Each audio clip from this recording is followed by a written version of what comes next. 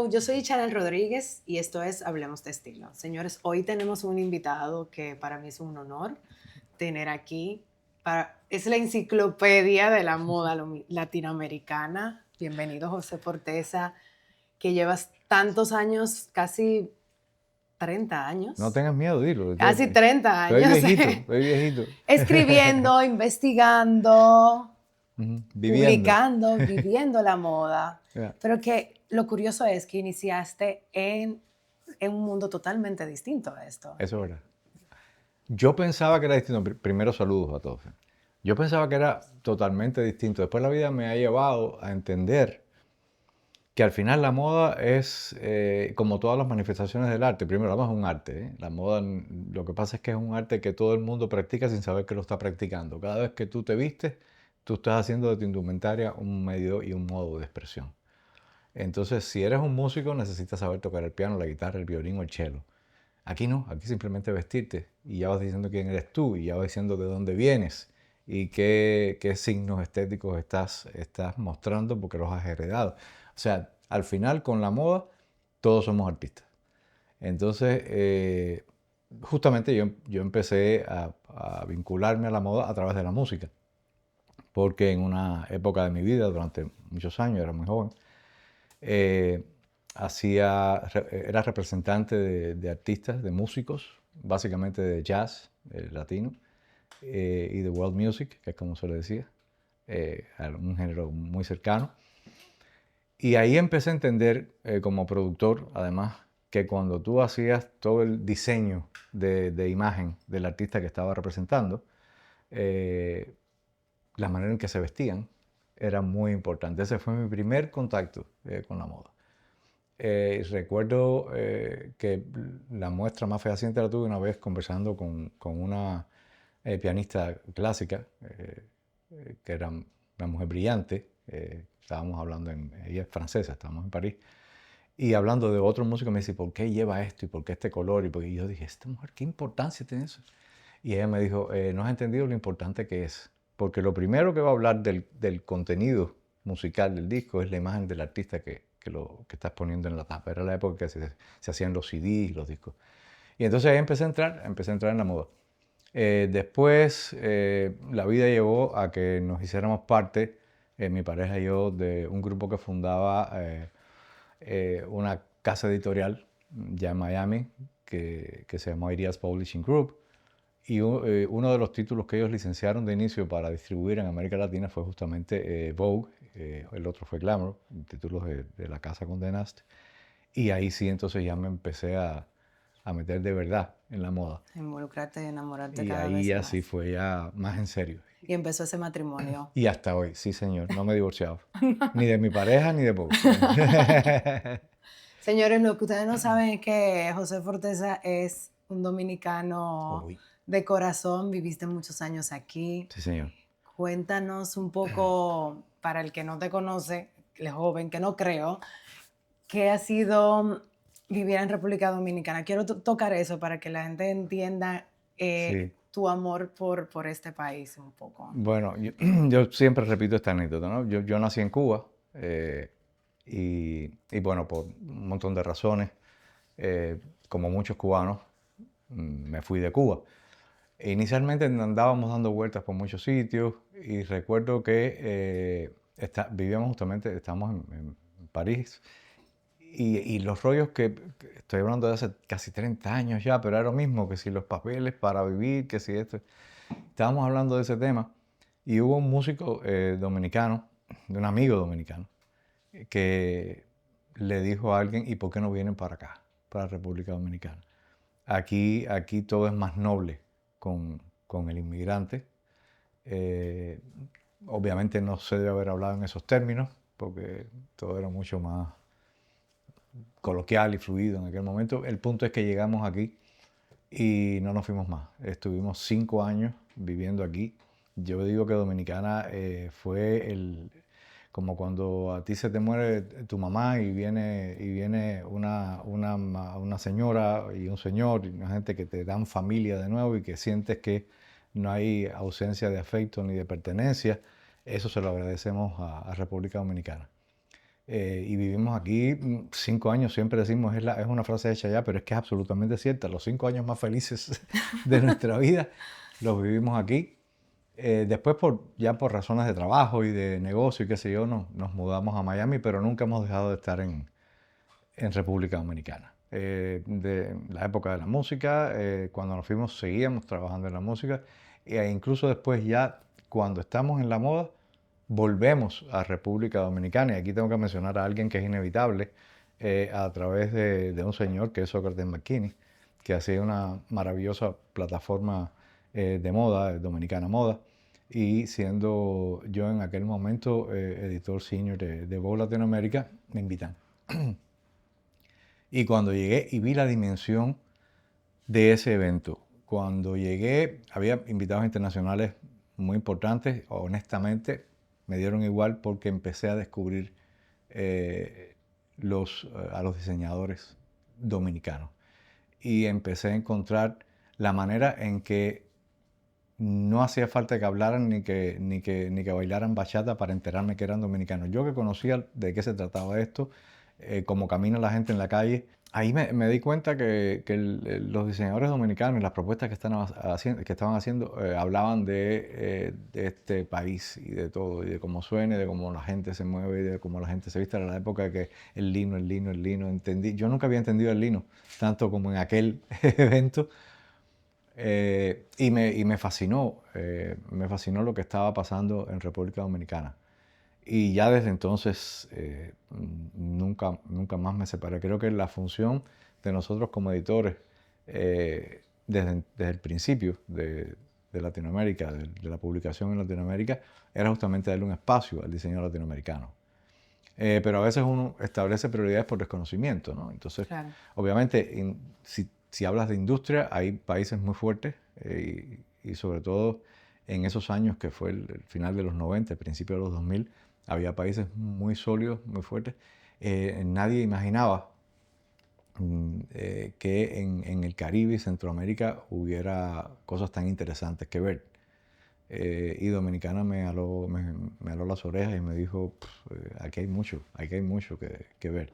Que no es necesariamente que la gente que tiene alto poder adquisitivo se vista de tal o más cual marca que se consume en todas partes del mundo y que cuesta un chorro de dinero. Estamos hablando de que aquí hay personas que se sienten felices y orgullosas de usar diseño, ropa y piezas dominicanas. Tú Sentido siempre general. en algunas de tus entrevistas habla de que no vamos a identificar dominicana, peruana, sino hablar de Latinoamérica. Sí.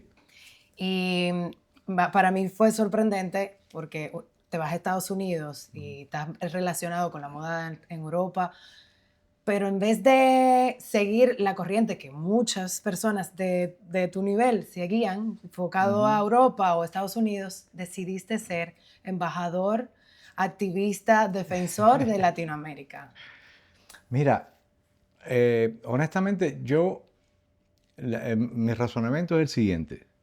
Si tú haces un estudio a lo largo de la historia de esas grandes marcas supuestamente europeas o estadounidenses y te pones a buscar entre la gente que trabaja para ellas, te pones a hacer un estudio de quiénes han sido los directores creativos, que al final son una marca, son los que dan la identidad de marca en sentido general. Podías encontrarte una marca supuestamente italiana o francesa y su director creativo era, por ejemplo, un asiático. Te encontrabas una marca en Estados Unidos cuyo director creativo, por ejemplo, tenía origen cubano. Una gran marca y la gran presencia de nombres de grandes diseñadores de Venezuela, de República Dominicana, de muchos sitios. Entonces, ese fue el primer paso para mí cuando entré a darme cuenta que la primera clave del éxito de un creativo en sentido general o de una marca es agarrar su esencia local, para llamarla de alguna manera, o regional, pero siempre proyectarla globalmente. Se pueden hacer, por ejemplo, y esto voy a mencionar a Gabriel Chanel. El día que Gabriel Chanel fue a un puerto donde haya sido y vio a los marineros con las camisetas de rayas horizontales y decidió que ella podía incorporar eso a una propuesta de moda. Ella no preguntó de dónde eran las rayas y de dónde era el marinero. Ella simplemente lo asumió. Además, cuántos elementos multiculturales puede haber habido y hay, de hecho, en la mayoría de las grandes marcas globales. Eso me ha hecho siempre a mí dirigir mi línea de pensamiento y mi trabajo a que los diseñadores de Latinoamérica deben tener su esencia de origen, pero deben buscar siempre la proyección primero regional y después, mucho más ahora, cuando la información es tan amplia y tan democrática y el acceso a la información lo es también, buscar una proyección global. O sea, yo vuelvo, por ejemplo, ¿qué hicieron los grandes diseñadores del final de los 80 japoneses con toda la estética nipona que salió hasta del kabuki? Que es bueno, y hablaban, por ejemplo, del monocromatismo de alguna manera, o de los patrones y las formas y los volúmenes aplicados a la moda en un momento en que la gente nada más que miraba al brillo y los oropeles de la era disco y del gran oropel. Ellos estudiaron su esencia, pero la proyectaron a un nivel de universalidad que todo el mundo lo abrazó. Y eso es porque hacía clic con la gente. O sea, si una persona en París, y aquí voy a mencionar otro nombre, porque si una persona, qué sé yo, en París, agarraba una pieza de Issey Miyake o de Yoichi Yamamoto, que recordaba a quien nació en Japón una esquina de Ginza o una esquina de Fukuoka, entonces algo estaba pasando, y es que todos somos una raza humana y nadie tiene el mapa genético perfecto ideal desde el inicio hasta el momento en que estamos hablando tú y yo. Yo te puedo mirar a ti, puedo imaginarme que tú eres, que has sido haber sido Cleopatra. ¿Y por qué no? Claro. ¿Y por qué no? ¿Y por qué yo no me puedo parecer a Julio César? Claro. Entonces, es lo mismo que pasa con el físico y con la composición genética del ser humano, lo pasa también con sus patrones, de alguna manera, de gusto, por supuesto, que incide la sociología, incide el momento en que vivimos, incide toda la evolución, pero la predisposición del ser humano a asumir códigos estéticos de cualquier sitio está en nuestra esencia de ser parte de la raza humana que trasciende fronteras. ¿Crees que estamos en ese momento, la moda latinoamericana imponiéndose a nivel global? Yo creo que falta? eso es una cosa que se da. Ujú. O sea, lo que puede necesitar resortes puntuales y de estudio de alguna manera recursos, es justamente la organización comercial, es realmente los procedimientos para llegar al consumidor. Ese es el mundo en que vivimos, ese es el problema. Ahora, yo sí creo que la moda latinoamericana como la de cualquier otro sitio, sí tiene un momento de privilegio ahora mismo, justamente porque la amplitud de opciones que tenemos de acceder a la información visualmente y de todo tipo de cosas, de lo que pasa en todo el mundo, nos hace enterarnos de que lo distintivo lo tenemos para aportarlo a ese panorama general, a ese panorama global estético. Entonces, a partir de ahí, si vamos por esa vía, estamos en un buen momento de insertarnos con igualdad de posibilidades de salir bien o no salir bien, porque también hay muchas cosas que inciden. Tendríamos que tener 16 capítulos de esta conversación, Sí, porque es porque complicado. es muy largo. Y hay rollos antropológicos, hay un montón de cosas, hay posiciones de... También el ser humano tiene que estar preparado para decir qué es mío o qué es de todos y para entenderlo. Sí, es complicado, pero sí estamos en un buen momento. Sí lo estamos porque el mundo entero lo está. Y eso es, ¿crees que, bueno, te he escuchado también decir que también se lo debemos un poco a la pandemia, porque la gente empezó a consumir local? Mira, no, la pandemia funcionó y nos hizo cambiar como especie humana en muchos sentidos. Y la moda obviamente no fue excepción. porque ahí la gente se enteró de muchas cosas y la gente tuvo acceso a muchas cosas y tenía el tiempo para hacerlo, el tiempo y los medios para hacerlo. Yo sí creo que fue interesante. Los diseñadores se vieron obligados a muchas cosas. Primero, tuvieron tiempo de crear, tuvieron tiempo de estudiar lo que estaban creando, de buscar alternativas de producción, de buscar alternativas de proyección de su trabajo. También se dinamizó todo lo que tuviera que ver con el universo digital, para llamarle de alguna manera, como medio de comunicación de lo que estábamos ofertando en términos comerciales. Es decir, la pandemia fue espantosa para muchas cosas, para otras, sin que supiéramos qué iba a pasar, abrió todo un universo diferente de comunicación entre los seres humanos. Al final, mostrar el trabajo de un diseñador y buscar vías de comercializarlo es justamente una manera de comunicarnos como seres humanos. Y lo repito, a nivel global. Y también los influencers, ¿qué piensas de esa figura y cómo ha ayudado a la industria? Yo creo que desde el principio los abracé, me encantan los influencers, los creadores de contenido. Creo que son una nueva manera de justamente de difundir el trabajo, si nos aplicamos únicamente a la moda, del trabajo de los diseñadores. Antes yo tenía que sentarme a escribir un artículo, tenía que esperar a que se publicara en la revista de papel. Después vino la opción de sentarme de nuevo a escribir un artículo y que saliera en el website. Pensábamos que era muchísimo, que estaba pero no habíamos descubierto lo limitados que seguíamos estando. Desde el momento en que un creador de contenido o lo que después le llamamos influencers se paró delante de una cámara como cualquiera de estas que tenemos aquí y tuvo su espacio para mostrar lo que quisiera mostrar, para que la gente además estuviera o no de acuerdo o se dejara o no influenciar.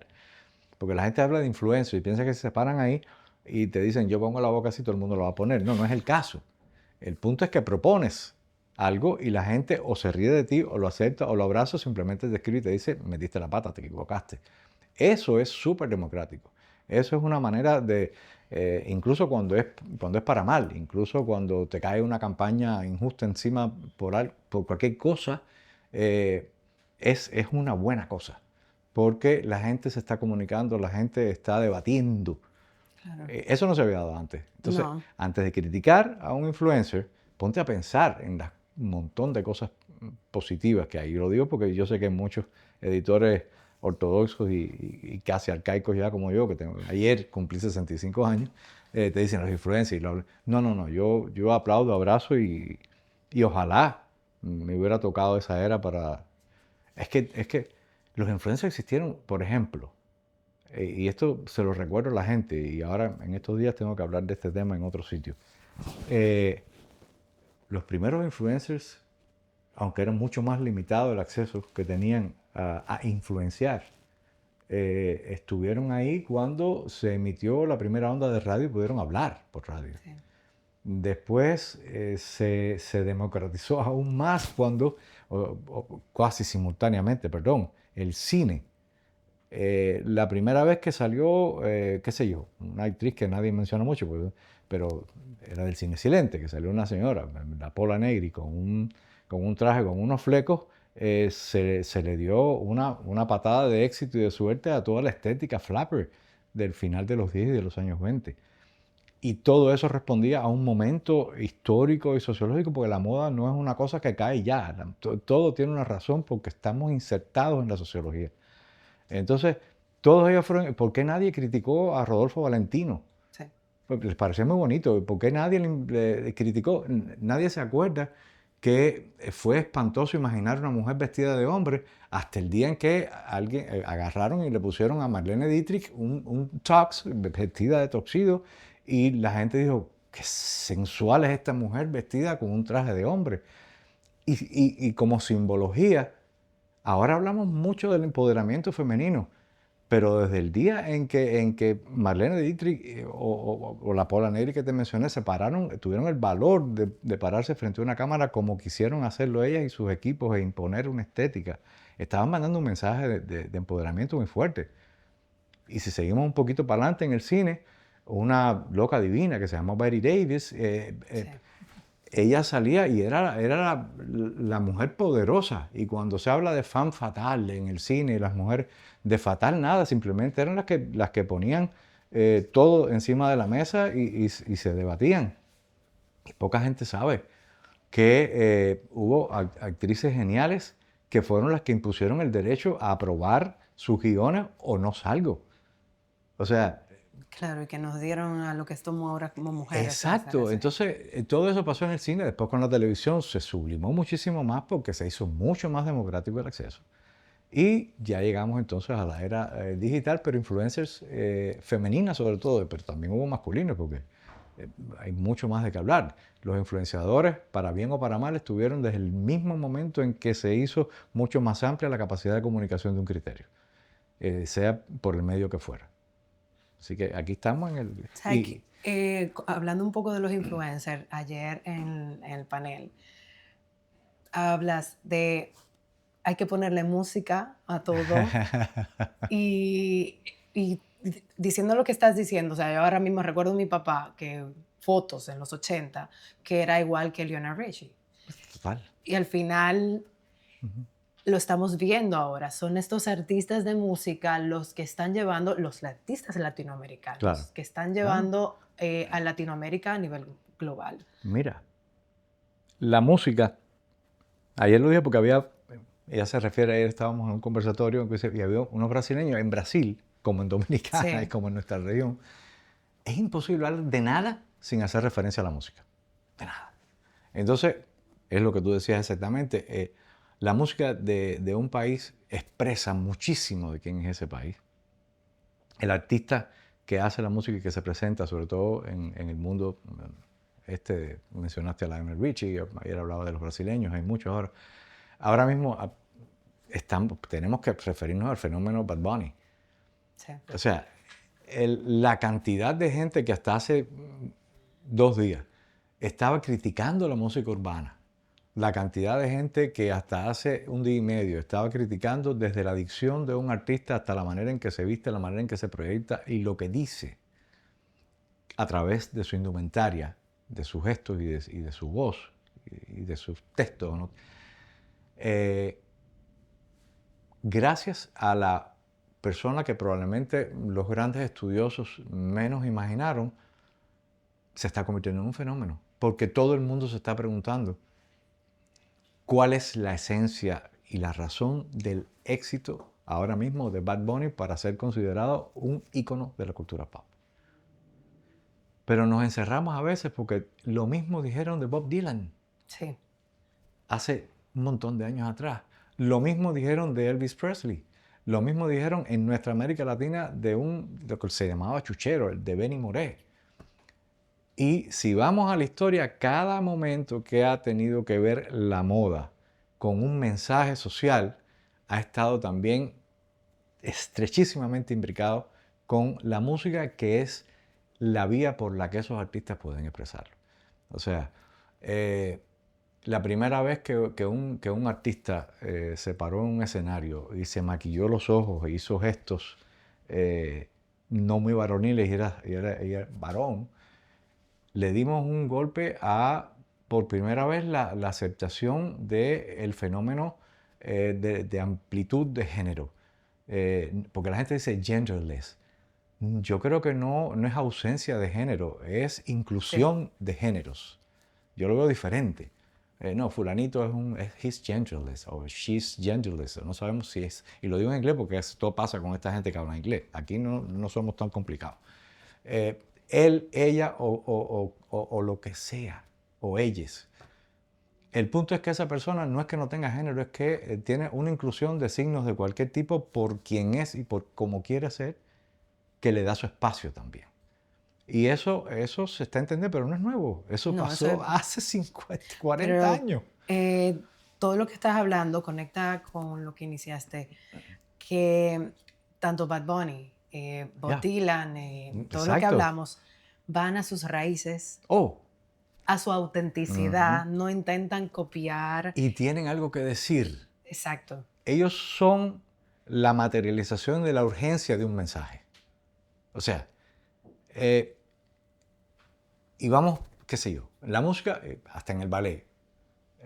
Judy Hamilton, la primera vez que una primera bailarina, que una mujer se puso zapatillas de punta, todo era clásico, todo era blanco, todo era ballet romántico, y llegó aquella negra maravillosa al Alvin Ailey Ballet y dijo, yo tengo algo que decir y mi movimiento va a ser diferente, pero va a decir exactamente lo mismo.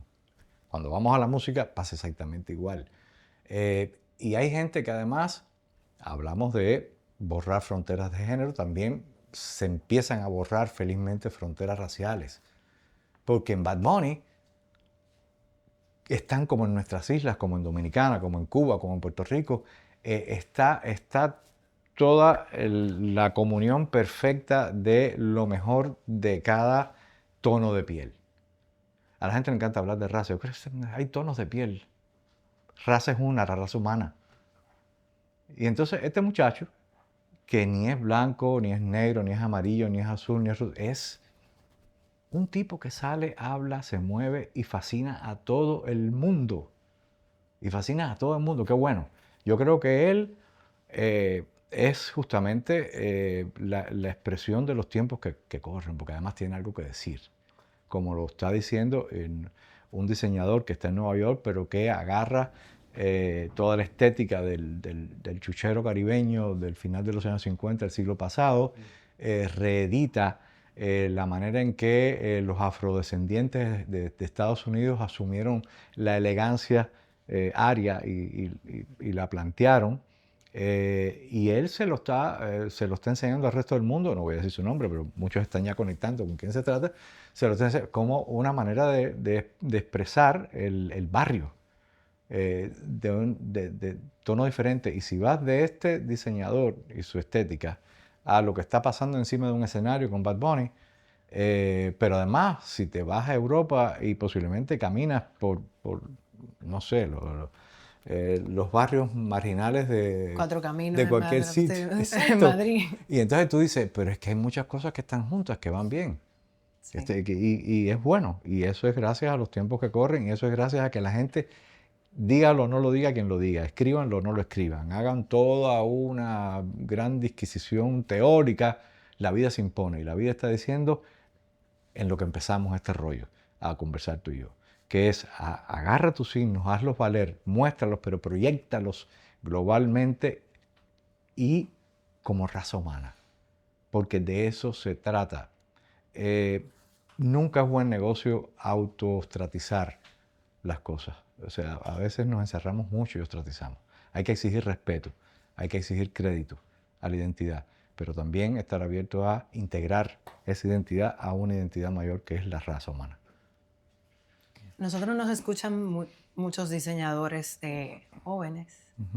Me ha encantado que haya estado ese mensaje. Yo te lo iba a preguntar, como que qué necesita un diseñador para darse a proyectar. Y ¿qué consejo le das a aquellos que están ahí escuchándote, que quieren salir o que no saben por qué estoy copiando aquí, por qué copio allí, al final, para que su marca pueda tener éxito? Mira, siempre se dice y la gente a veces ni entiende de qué va, ni uno mismo cuando lo dice. Tienes que ser fiel a tu ADN, es lo primero que se dice. ¿Qué cosa es el ADN? Exactamente, Estético. ¿cómo sé cuál es mi Mira, ADN? a estas alturas del juego todo está dicho. A estas alturas del juego todo está descubierto. Entonces, asumir lo que otro trabajó antes y adaptarlo a la manera en que tú quieres expresar una idea estética, amigo, yo creo que no es copiar. Es como tú metabolizas lo que recibiste desde que naciste. Entonces, yo creo que el ADN de un creativo está en cómo interpreta todo lo que ya existe y busca sus propios resortes expresivos para demostrárselos al resto de la gente o para proponerlos al resto de la gente. Y lo mismo pasa con la moda, que es lo que venía, ¿no? Te estaba diciendo que el ADN es adaptar a la manera en que uno quiere expresar lo que ya existe, decir lo que necesitas decir, pero nunca perder una perspectiva. Es que lo que te decía, saber dónde está tu talento. De pronto tu talento no es en el diseño puro, sino en la capacidad que tú tienes de hacer propuestas para que la gente tenga una moda más accesible, de pronto tu talento se va por otra parte, como es la comercialización de la moda, o tu talento está más en otro sitio. Después que ya tú estás seguro o segura o segure, para estar a tono, de que lo tuyo es el diseño, entonces empieza a trabajar, estudiar muchísimo todo lo que ha estado antes, definir qué es lo único y lo distintivo en ti, y a partir de ahí empezar a trabajar y perseverar. Búscate colaboradores que suplan lo que tú no eres capaz de hacer. Hay diseñadores maravillosos que son incapaces de entender el proceso productivo, que son incapaces de entender las comunicaciones de moda, que son incapaces de entender todo el mecanismo comercial de ventas, que no saben quiénes son los buyers, dónde están, por Y qué que no hacen tienen que falta. hacerlo todo. Y ese es el punto. Mientras más, a menos que seas un genio, que los hay, ¿eh? Los hay. Pues ve creando tu modelo de proyección, que es algo mucho más abarcador que un modelo de negocio.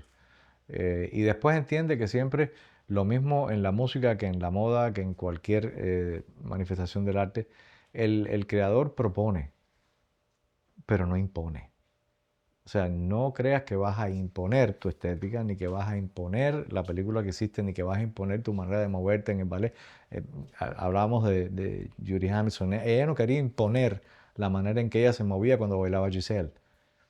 Ella le encantaba posiblemente como bailó la primera Giselle para bailar una latinoamericana que fue grandiosa, la mejor Giselle de todos los tiempos. Mira tú, Alicia Alonso se llamaba, vino a nacer en Cuba en el año 1922. Impuso una manera de asumir el ballet romántico que había aparecido 2 siglos antes. Pero se dio de manera ¿Te orgánica. das cuenta y No todo? hay que forzar. ¿Y dónde le aplaudían en todas partes? O sea, Grand Prix de la Ópera de París. Pff, Claro, porque lo que se está viendo, antes quería hacer, no te quise interrumpir, pero ese mismo rush que nos dan los influencers, nos dan todos estos medios de comunicación rápido, de alguna forma es una ventaja, pero también claro, porque nos obliga a estar siempre como, ok, yo quiero llegar, llegar, llegar, llegar. te entiendo perfectamente. Yo creo que antes había más tiempo para todo esto que te he dicho. Pero la vida es sabia y el ser humano al final es sabio. Creo que el otro capítulo de conversación, que sería la inevitable inmediatez de los tiempos que estamos viviendo, yo sí veo que es muy positivo porque te hace cortar caminos y te avisa antes de... Mi única preocupación es que el ser humano necesita un punto de maduración para entender las respuestas de su audiencia.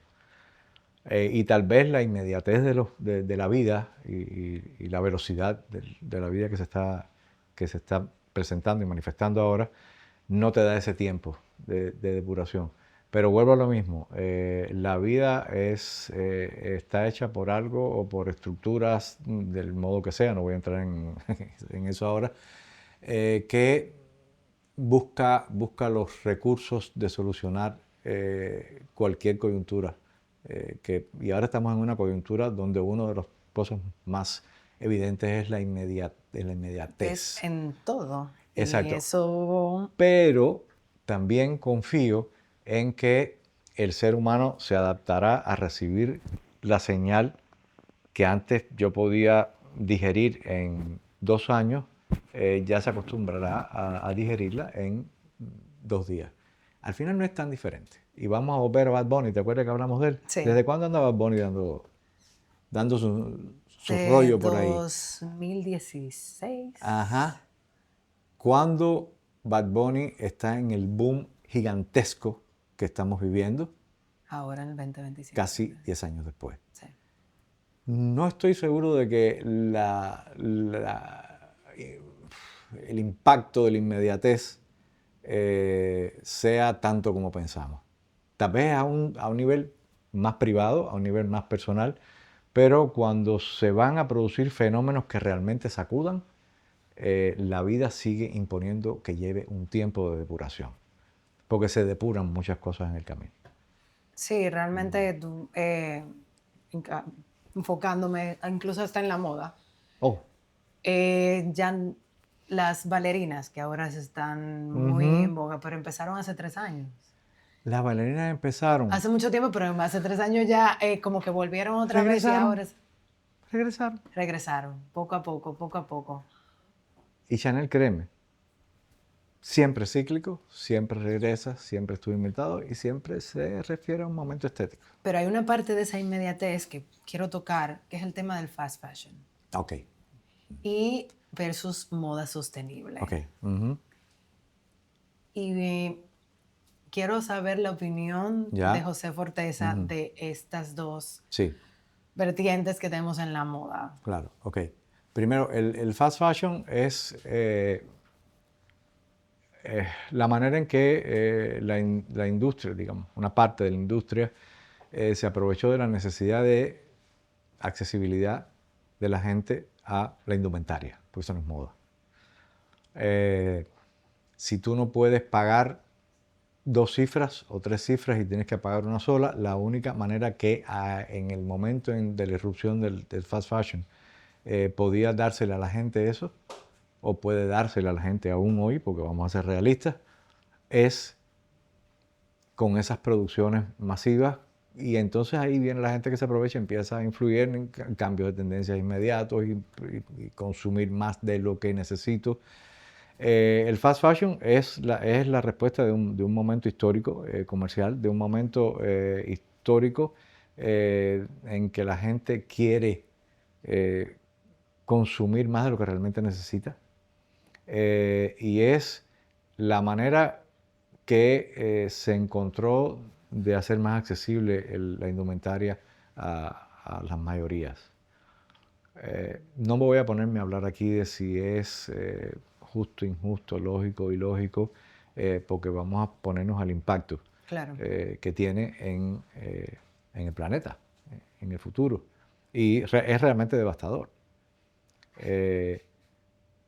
Hay que buscar soluciones. Creo que la solución que empieza a crecer es toda la conciencia de sostenibilidad en la moda. La manera en que se está logrando es en este instante en que estamos. Para el futuro va a ser que la tecnología permita producciones mucho más amplias, que bajen costos y que haga más accesible la moda sostenible a la gente. Eso ya te lo digo de bueno. La conclusión va a ser, pero va a llevar un tiempo porque ahí incide mucho la tecnología.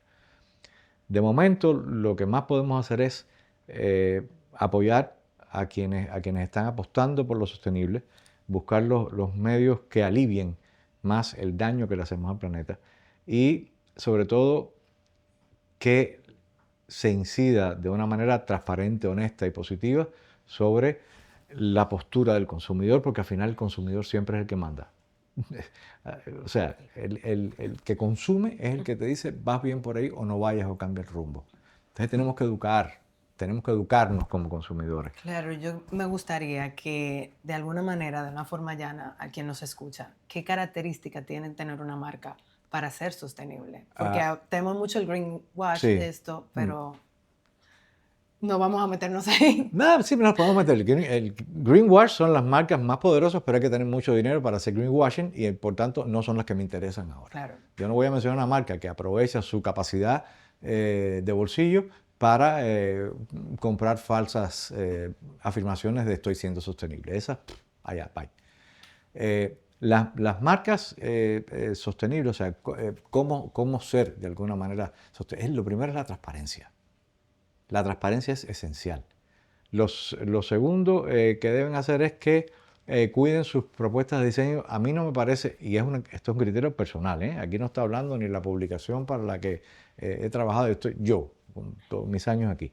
A veces tenemos un problema y es que las marcas y los diseñadores sostenibles no son necesariamente las más potables y las más nobles en términos de diseño. Hacen diseños muy intrincados que no solo encarecen su propuesta, sino que la gente no lo puede llevar en su día a día. Entonces, hay que ser conscientes de, igualito, esto pasó ya en la historia una vez cuando de la alta costura nació el prêt-à-porter. El prêt-à-porter fue la primera democratización de estilo que hubo, con motivaciones diferentes. Ahora tenemos una importantísima que es la vida misma. Entonces, tú eres un diseñador que apuesta y que tiene el talento, la capacidad de hacer moda sostenible. Tienes que hacerla también más accesible de alguna manera.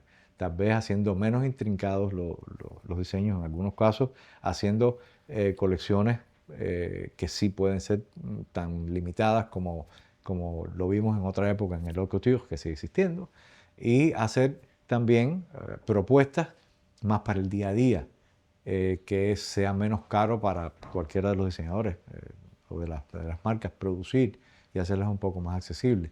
No le podemos pedir, sería injusto pedirle a esas marcas que casi siempre son independientes y están luchando muchísimo, que bajen los precios y que compitan con esa gente que pueden bajarlos.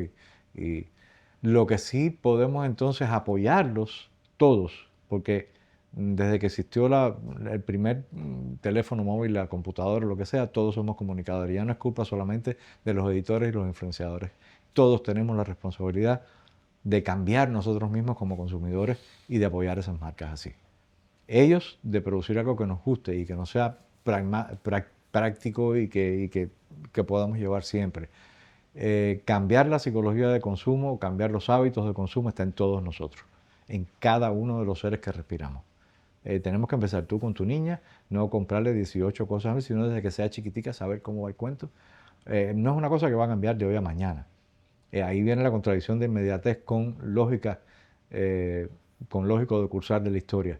Pero va a pasar, porque tenemos el tercer elemento que te mencionaba y que va a ayudar a que el lógico de cursar de la historia sea mucho más corto en términos temporales de lo que era antes, que es la tecnología. Y sí hay gente, y si hay empresas, y si hay firmas, y si hay capital honestamente puesto para lograr que la tecnología ayude a hacer más sostenible la moda, que no es la gran culpable de la contaminación, porque también nos echan Sí, toda la no, sí, culpa a no, no, la nosotros y verdad aquí que todo el mundo tiene la culpa, es la vida. sí, realmente está atacando la industria de la Sí. moda O como de el gran... pronto tú y yo que estamos en la industria nos creemos que nada más que nos atacan a nosotros, porque cada cual le duele por donde lo pellizcaron. ¿Qué quiere que te diga? Pero bueno, es una realidad. Va a pasar. Eso va a pasar y si hay gente que lo está haciendo honestamente y si hay instituciones y organizaciones, incluso en América Latina, que hacen un trabajo tremendísimo y que se están esforzando honestamente. Sí, alguna vez dijiste que los primeros sitios que viste moda sostenible fue en Perú. Sí, totalmente. En Perú, Perú tiene una cosa muy buena, y estoy hablando de los materiales y la pureza de los materiales. O sea, la primera vez que yo empecé a entender realmente de qué iba, eh, el tema de, por ejemplo, usar algodón pima versus una mezcla o aleatoria. Y la alpaca, y fue cuando conocí la moda peruana. Eh, es exquisito, es exquisito y no es asesino con el medio ambiente. ¿Crees que era más bien por un tema de necesidad y escasez de recursos que ellos, o nosotros, los Sí, latinoamericanos, comparado con Europa? yo creo que sí, eso siempre lo digo. El punto es, la moda latinoamericana siempre ha tenido un privilegio aquí y es que no hemos tenido el dinero para meternos a hacer esas cosas tan horribles que ahora están matando al planeta. Son producciones más limitadas, son materiales mucho más puros que se trabajan, son técnicas ancestrales que ahora todo el mundo empieza a abrazar y a utilizar. El respeto al trabajo artesanal ha sido siempre muy grande en América Latina.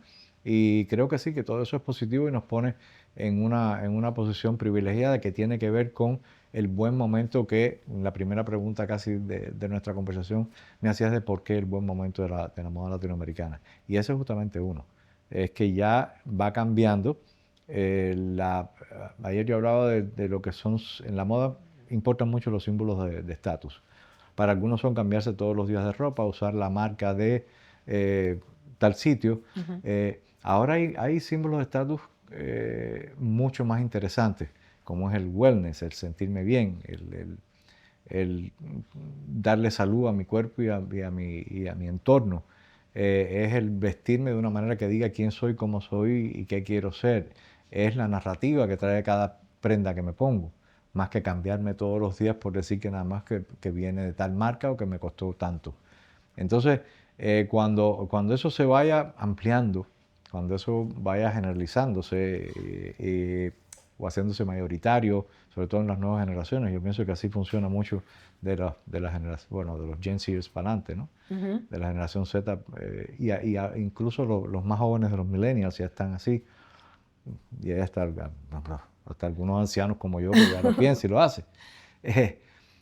Porque sí, es interesante, y es interesante también ahora que pienso, que menciono mi senilidad, que en entornos familiares, y la familia siempre es importante, familias diversas de todo tipo.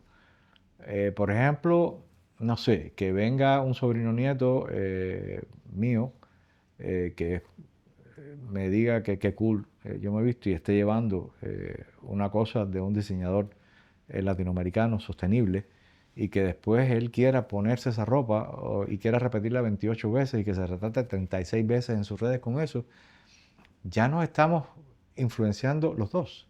Sí. Un generación Z con un boomer, como soy yo, y al final, sin saberlo, se está creando una dinámica intergeneracional que es súper interesante.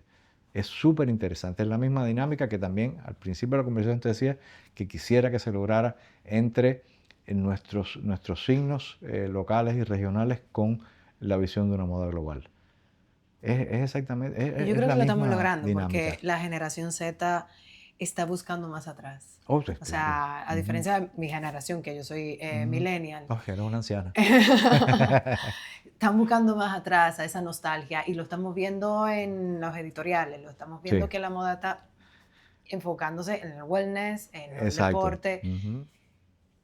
Tiendes tú, y yendo un poco por este lado, la moda es política. Yo siempre lo he dicho eso, al final de ahí nos imponemos es crecimiento económico. Y el secreto de estos países en Europa es que sus estados han creído en la moda local, que no, eso quizás no lo tenemos nosotros en Latinoamérica, o poco a poco lo vamos teniendo, pero Sí. no, todavía no, los estados no creen que de la moda un país puede sostenerse. Mira, a mi juicio, no creas necesariamente que Europa apoya mucho, de alguna manera, tiene más recursos, ese es el Ya. punto. Eso es todo. En Estados Unidos como en Europa, en los países económicamente más holgados, las cosas ya están hechas hace muchísimo tiempo. A nosotros nos han robado todo desde que nacimos, ¿no? Y hemos tenido que luchar con muchas cosas. Y hay que entender algo, Chanel. Hay tantas cosas que resolver en nuestras sociedades que son tan más urgentes que a veces no podemos ponernos en posturas muy de vituperar gobiernos, ¿ves? Yo sí creo que hay en todas partes, en todos nuestros países, hay estratos sociales que tienen los medios económicos para apoyar a la moda. Como también lo tienen los gobiernos. Yo creo que los gobiernos sobre todo pueden colaborar, obviamente con un poco de dinero también, pero pueden colaborar con espacios y con darle... Sí, claro, porque al final, como estamos hablando del tema de, o sea, cosas artesanales, Sí, es un espacio para tú crear trabajo a esas totalmente. personas. Ahí, justo por ahí iba, crear espacios y además incentivar a que se produzca un movimiento positivo hacia el consumo del producto de esos artesanos. Pero yo creo que lo que hay que buscar, lo que hay que lograr es una acción conjunta del capital privado con los gobiernos, de alguna manera, que trasciende a la postura de un gobierno o no. Simplemente hay algo que ojalá todas las visiones políticas y todas las tendencias y las políticas tuvieran la conciencia de que hay cosas que no deben cambiar de si eres de izquierda, derecha o de centro, y Que es deben el continuar. apoyo a la gente, a la vida de la gente. Entiendo que los gobiernos tienen que ocuparse de muchas cosas, desde el acceso a la salud, a la alimentación y después a la moda. Hay que ser justos. Pero ahí es donde la comunión del capital privado, no estoy diciendo nada que todo el mundo no sepa, es lograr cómo hacerlo, del capital privado con el sector público, apoye justamente, porque hay que entender que la moda genera bienestar, la moda genera básicamente capital para después invertir en esas otras zonas de carencia urgentes y complicadas, como son la alimentación de la gente, la salud de la gente y la educación de la gente. Entonces que sí, ojalá que más de nuestros gobiernos, que hay algunos que sí lo hacen, entiendan eso, entiendan que, por ejemplo, cuando vas a hablar de marca país, tú hablas de la oferta turística de un país y hablas al mismo tiempo dentro de esa oferta turística de uno de los grandes atractivos que es la identidad del país a donde vas a ir o la zona a donde vas a ir. Y una muestra de identidad es cómo la gente se mueve, cómo habla, cómo te reciben y cómo se visten y qué te proponen a ti para que te vistas mejor y para que luzcas mejor y tan bonito como somos los caribeños o los latinoamericanos en general. Entonces, yo creo que sí, y honestamente, te lo digo con absoluta honestidad, sé sé que hay en este instante en que estamos hablando personalidades políticas, instituciones políticas en muchísimos de nuestros países que lo entienden, lo saben y lo están haciendo. Pero, pero tienen que hacerlo eh, con todo un plan y un proyecto de hacerlo poco a poco para que llegue a feliz término. No se pueden acelerar las cosas. Entonces yo creo que hay que hacerlo, que sí, y también creo que lo están haciendo. Sí, En muchos muchos lugares, no lugares, en todas no partes, sé, porque otra pero cosa, sí, Latinoamérica, la gente habla de Latinoamérica, lo decía ayer, no somos monolíticos ni homogéneos, ¿eh? Latinoamérica es un continente vastísimo donde cada país es diferente. No somos la comunidad europea ni los Estados Unidos de Norteamérica. Dicen de América, pero es Norteamérica nada más. Nosotros somos variopintos, disímiles y ricamente diferentes. Esto es un continente geográfico, pero es un compendio de diferentes acepciones de muchísimas cosas cuando se habla de sociedades no sé, nada más diferente que Buenos Aires versus La Habana, por ejemplo. Y estamos todos en el mismo continente. claro, pero somos, Pero son... gracias a todos los que nos colonizaron y todo lo que hemos Ah, tenido, pero, y a somos lo que riquísimos. teníamos, pero Claro, es que dentro de un mismo país, Colombia, o sí, sea, Bogotá es Bogotá, es más europea, Medellín es más latineo, y después cuando te vas al Chocó es la maravilla más grande de la cultura afrodescendiente que puedas imaginarte, desde los ritmos hasta todo. Y entonces, para seguir en Colombia, entonces te vas a los ritmos de Monpós y oyes a Totó la Momposina y dices, Dios mío, ¿pero qué estoy oyendo? Es como oír aquí lo que sí, hizo sí, Juan aquí Luis Guerra también. con la bachata, que, que lo universalizó. Yo creo, y ya que estoy aquí lo tengo que decir, yo creo que no ha habido un fenómeno de tanto impacto global en la música, en este, como le llamo yo, el pop auténtico, lo que sea. En los últimos tiempos, no, más de medio siglo, que lo que pasó con el disco Bachata Rosa con Luis Guerra y lo que está pasando ahora con Bad Bunny. Y si te lo piensas bien, Bad Bunny fue a buscar los mismos elementos que estuvieron Sí, en Bachata Rosa y los mismos elementos que estuvieron en toda la música del Caribe, que vienen de África mezclada con Europa y con algún elemento hasta asiático. O sea, sí, no hay mayor metáfora de lo que tenemos que hacer con la moda y con la vida que lo que pasa siempre con la música. que es buscar Ujú. dentro de M nosotros. y M, pero no para comer chocolate. Moda y música hablan de la Sí. sociología de todos nosotros. Bueno, José, lamentablemente tenemos que acabar. Me ha encantado, esto debería seguir. Y muchísimas gracias, de verdad, por apoyar la moda dominicana, porque yo sé, también quiero dejar esto claro, José va a a todos los sitios, no importa dónde sea, a un desfile, a apoyar a la moda latinoamericana. Es a mí a quien apoyan. Me hacen sentir joven, me siguen educando y me siguen diciendo cuando meto la pata que estoy equivocado. Y acepto mis errores y los abrazo y trato de ser mejor hasta el último día. Hasta el último día. Yo tengo una última pregunta. Para ti, que has ido a tantos lugares, que ves tantos diseñadores, ¿qué impera? ¿El diseño o la calidad? ¿O qué es más importante? Bueno, todavía yo creo que está primando el diseño. Ok. Ya de tu generación para acá están empezando a darle su justo sitio a la calidad. Siempre había un sector de gente que va más por la calidad, pero minoritario. Y ahora sí se empieza a ver un cambio. Nosotros tenemos una dinámica aquí. ¿No había acabado? Con esta cerramos. Una pieza que identifique a José Forteza, tu pieza del closet. Cualquier cosa que sea, mira, y ya como los mencioné, te los voy a volver a mencionar. Desde la primera vez que yo me puse algo holgado de aquel post-ochenterismo de que hablábamos ahorita, las piezas, me encanta lo ancho, me encanta sentirme confortable, me encanta burlarme de la gente con los volúmenes, que se preguntan si estoy más flaco, menos flaco, o si estoy así, asado, y es porque me siento cómodo. Yo creo que para mí una ropa de sobretalla es la metáfora de lo que fluye y del movimiento. Y yo soy un tipo de movimiento, yo soy esencialmente nómada.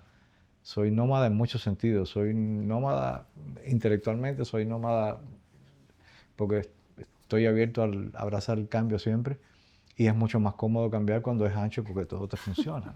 Entonces cualquier pieza que sea, yo soy sobretallófilo total. Me encanta, yo también. Bueno, muchísimas gracias, José, por estar Gracias aquí a con ti. nosotros en Hablemos de Estilo. Muchas gracias. Yo soy Chanel Rodríguez y esto fue Hablemos de Estilo.